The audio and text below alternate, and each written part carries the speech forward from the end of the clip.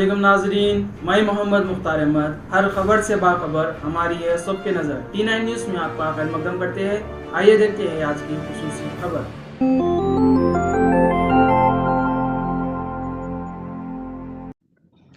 आज हैदराबाद के ताज कृष्णा होटल में आज कर्नाटक के वजीर आला सिद्धारमैया और उनके साथ साबिका लॉ मिनिस्टर सलमान खुर्शीद, कर्नाटक के मिनिस्टर जमीर अहमद के साथ काफ़ी दिग्गज सियासतदान वहां पे मौजूद थे। आज T9 न्यूज़ को एक स्पेशल इंटरव्यू सलमान खुर्शीद के जरिए से आज दिया गया है। आइए देखते हैं ये हमारी खुसूसी रिपोर्ट अलीम खादरी की ताज कृष्णा हैदराबाद से। जैसे कि देखे जा सकते हैं कि आपके तेलंगाना में सूबे तेलंगाना में मौसम इंतखाबात के सरगर्मियां देखी जा सकती हैं। वैसे ही जो है तेलंगाना में कांग्रेस की लहर दिखाई दे रही है, क्योंकि आप लोग जानते हैं कि क्योंकि अब किसी सूरत में जो है कांग्रेस की हुकूमत को रोक नहीं सकते। हमारे साथ जो है सलमान खुर्शीद साहब यहाँ पे मौजूद हैं और जो है ये किसी तारुफ के मोहताज नहीं है। आइए हम उनसे कुछ इंतखाबात के बारे में उनसे गुफ्तगू करते हैं। जी सलमान साहब। जी फरमाएं पूछिए। जिस तरीके से कल योगी आदित्यनाथ हैदराबाद आकर गोशा महल कॉन्स्टिट्यूंसी में उन्होंने ये कह कर गए कि मैं हैदराबाद को भाग्यनगर बनाऊंगा। आवाम का ये कहना है कि जो अपने कपड़े नहीं बदल सकते वो नाम कैसा बदल सकते, इसके बारे में आपका क्या कहना है? देखिए, कोई तेलंगाना का कोई शख्स हो, नेता हो या कोई कार्यकर्ता हो या कोई वोटर हो, उसके कुछ मंसूबे हों तो समझ में आता है। कोई बाहर से आए और यहाँ आकर बताए कि मैं ये नाम बदल दूंगा, मैं ये काम कर दूंगा, इसमें कुछ बात समझ में नहीं आती है। मतलब अगर कहें तो ये दखल अंदाज़ी है। हमारे समाज का जो भी यहाँ पर कल्चर है, यहाँ की संस्कृति है, उसमें दखल अंदाज़ी कोई बाहर से आके कर रहा। ये एक बहुत बड़ा मुद्दा है कि तेलंगाना में लोग ये कहते हैं कि तेलंगाना में जो निर्णय होते हैं, तेलंगाना के जो फैसले होते हैं वो तेलंगाना में ही होने चाहिए, और हम इससे सहमत हैं। ये सही है कि हर जगह तेलंगाना हो या कोई और सूबा हो, उसका जो हमारी कौमी सोच है उससे कहीं ना कहीं लगाव और जुड़ाव होना चाहिए। और अगर कौमी सोच एक नज़रिए की है तो उसमें तेलंगाना की भी भागीदारी या तेलंगाना की शिरकत यकीनन होनी चाहिए, लेकिन तब भी तेलंगाना का अपना वजूद कम ना हो। ये हम सब की राय है और सब ये मानते हैं। तो अब यहाँ कोई आकर तेलंगाना को बताए कि तुम्हें हम क्या नाम देंगे, तुमको हम कैसे चलवाएंगे बाहर से, तो वो तो गलत है ना। जिस तरीके से अब फिलवक्त जो मौजूद चल रहा है, वज़ीर आज़म नरेंद्र मोदी कभी कामारेड्डी जा रहे हैं, कभी मैसरम जो है आ रहे हैं।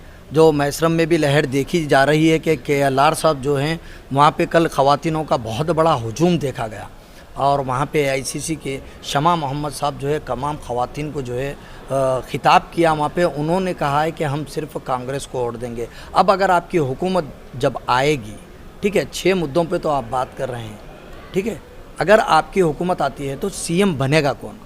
देखिए, CM का फैसला हमारे यहाँ हमेशा चुनाव हो जाने के बाद जो लोग चुनाव जीत कर आते हैं, इंतखाबात में कामयाब होते हैं, वो आते हैं, वो आपस में राय मशवरा करने के बाद फ़ैसला लेते हैं और वो अपनी तरफ से एक रिकमेंडेशन करते हैं, अपनी तरफ से एक सिफारिश करते हैं पार्टी की टॉप लीडरशिप को कि हम इनको चाहते हैं, और पार्टी की टॉप लीडरशिप उनकी बात का लिहाज रखते हुए फ़ैसला करती है। हम लोग पहले से कभी CM का ऐलान नहीं करते, लेकिन एक बात है, हकीकत ये है कि जहाँ जहाँ इलेक्शन लड़ा जाता है वहाँ कुछ लोग अपनी मेहनत से, अपनी जुस्तजू से और अपना जो हुनर है उससे नुमाया होकर सामने आ जाते हैं और फेस बन जाते हैं। और लोग ये कहते हैं कि हम जब कांग्रेस की बात करते हैं तो हमें ये चेहरे दिखते हैं, ये चेहरा दिखता है।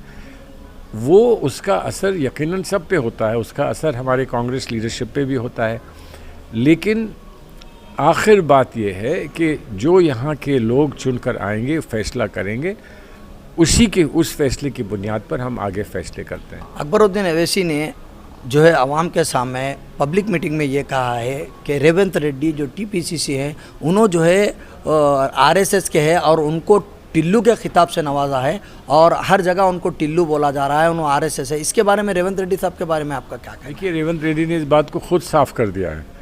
रेवंत रेड्डी ने ये बता दिया है कि उनका ज़िंदगी का नज़रिया क्या है और वो अगर कांग्रेस में आज हैं तो क्यों हैं, कहीं भी रहे हों, लेकिन कांग्रेस पर उन्होंने गौर करके और बहुत सोच समझ के कांग्रेस में आने का फ़ैसला किया और जब से आए हैं कांग्रेस को मजबूत कर रहे हैं। तो कोई आरएसएस का शख्स कांग्रेस को तो मजबूत नहीं करेगा। आरएसएस से लड़ाई कांग्रेस पार्टी की आगे बढ़कर है और अगर ऐसी लड़ाई है तो उसमें जो